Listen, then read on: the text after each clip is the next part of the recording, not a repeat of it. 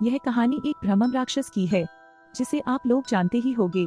उस राक्षस का नाम है भ्रमम राक्षस है। इस पर कई कहानियां बनाई जाती है और राक्षस के अनेक नाम होते हैं, जैसे कि पिशाच, राक्षस, डायन, चुड़ैल आदि बहुत से नाम होते हैं। तो दोस्तों चलो मैं अपनी कहानी पर आता हूँ। हमारे गांव में एक ब्राह्मण रहते हैं, जिनका नाम दुर्जन सिंह है। दुर्जन सिंह को लोग दुर्जन जी कहकर बुलाते हैं। उनके घर से कुछ दूरी पर एक खेत था। उस खेत में एक बहुत बड़ा बरगद का पेड़ था। वह बरगद का पेड़ बहुत पुराना था। कुछ समय के बाद उन्होंने उस खेत पर घर बनाने की सोची। पहले वाला घर बहुत छोटा होने की वजह से उन्होंने खेत पर घर बनाने की सोची। उन्होंने उस बरगद के पेड़ को काटवाया और अपना घर बनवा लिया। कुछ दिन तो ठीक ठाक चला, पर कुछ दिन बाद दुर्जन जी बड़े परेशान रहने लगे। वह कभी पूजा करते और कभी नहीं।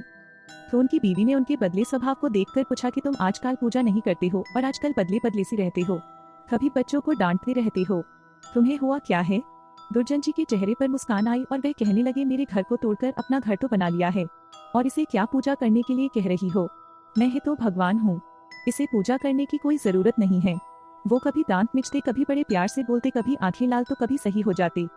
उनकी बीवी के शक हो गए कि जरूर किसी का साया है और वो बातें ऐसे नहीं करते हैं जैसे कि उनके अंदर से दो लोग बोल रहे हों। तब उनकी बीवी ने उनको बिठाकर हनुमान चालीसा पढ़ने लगी। वो सोच रही थी अगर कोई होगा तो भाग जाएगा, पर दुर्जन जी पर उसका कोई असर नहीं पड़ा रहा था। वह एक टक लगाए देखे जा रहे थे। उनकी बीवी काफी मंत्र और गायत्री मंत्र पढ़े। तभी दुर्जन जी की आंखें लाल हुई और कहने लगी कि मैं किसी से नहीं डरने वाला नहीं हूँ और तू क्या समझ रही है, मैं इसे ऐसे नहीं छोड़ने वाला हूँ। तब तक उसका छोटा बच्चा वहाँ आ गया। दुर्जन जी ने उसे जोर से पकड़कर अपनी तरफ खींचा लिया और ऐसा लग रहा था कि उसके सिर को कच्चा ही चबा जाएगी। उसकी मम्मी बोली कि बच्चे को छोड़ दो, इसने क्या तुम्हारा बिगाड़ा है। दुर्जन जी की पत्नी ने अपने बच्चे को अपनी तरफ खींच लिया। उसने फिर पूछा, तुम कौन हो और मेरे पति के अंदर क्यों आए हो? आप हमसे क्या चाहते हो? आप हो कौन? तब उसने कहा कि अगर अपना भला चाहती हो तो बरगद के पेड़ लगाओ, जितना भी हो सके पेड़ लगाओ, फिर मैं बताऊंगा कि मैं कौन हूँ और फिर मैं चला जाऊंगा। तब दुर्जन जी की बीवी ने 101 पेड़ बरगद के लगाए। एक दिन उसकी पत्नी ने देखा कि आज दुर्जन जी सुबह उठकर पूजा पाठ करके आ चुके हैं। तब दुर्जन जी के अंदर जो साया था उसने बोला, मैं तुम्हारे पति को आज छोड़ के जा रहा हूँ, तुम सदा सुखी रहो, तुम्हारे आचार विचार बहुत अच्छे हैं। मैं ब्रह्मम राक्षस हूँ, वैसे मैं किसी को नहीं छोड़ता और न ही किसी से डरता हूँ।